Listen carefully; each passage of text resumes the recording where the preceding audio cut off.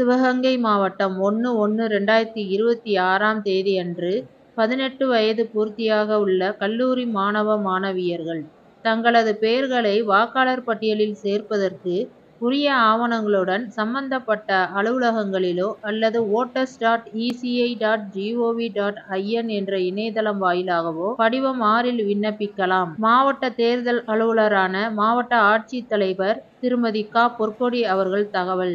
இந்திய தேர்தல் ஆணையத்தின் வழிகாட்டுதலின்படி 1/1/2026ஆம் தேதியை தகுதி நாளாக கொண்டு சிவகங்கை மாவட்டத்தில் வாக்காளர் பட்டியல் சிறப்பு தீவிர திருத்த பணி நடைபெற்று வருகிறது.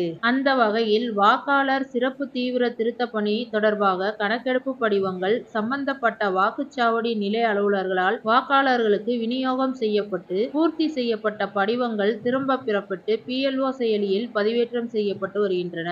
மேலும் 1/1/2026ஆம் தேதியில் 18 வயது பூர்த்தியாக உள்ள கல்லூரி மாணவ மாணவியர்களை வாக்காளர் பட்டியலில் சேர்க்கும் வகையில் சிவகங்கை மாவட்டத்திலுள்ள அனைத்து கல்லூரி மாணவ மாணவியருக்கும் விழிப்புணர்வு வழங்க தொடர்புடைய கல்லூரி முதல்வர்களுக்கு கடிதங்கள் மூலம் தெரிவிக்கப்பட்டுள்ளது.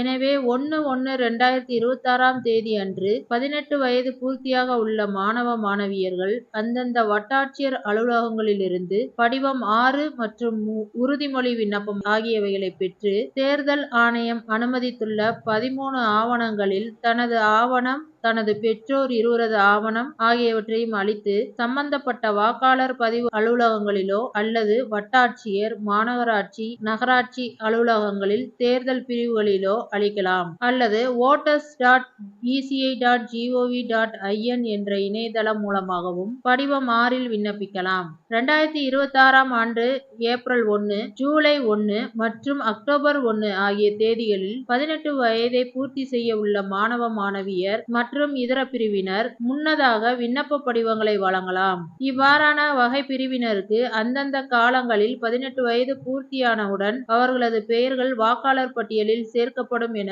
மாவட்ட தேர்தல் அலுவலரான மாவட்ட ஆட்சித்தலைவர் திருமதி க. பொற்கொடி அவர்கள் தெரிவித்துள்ளார்.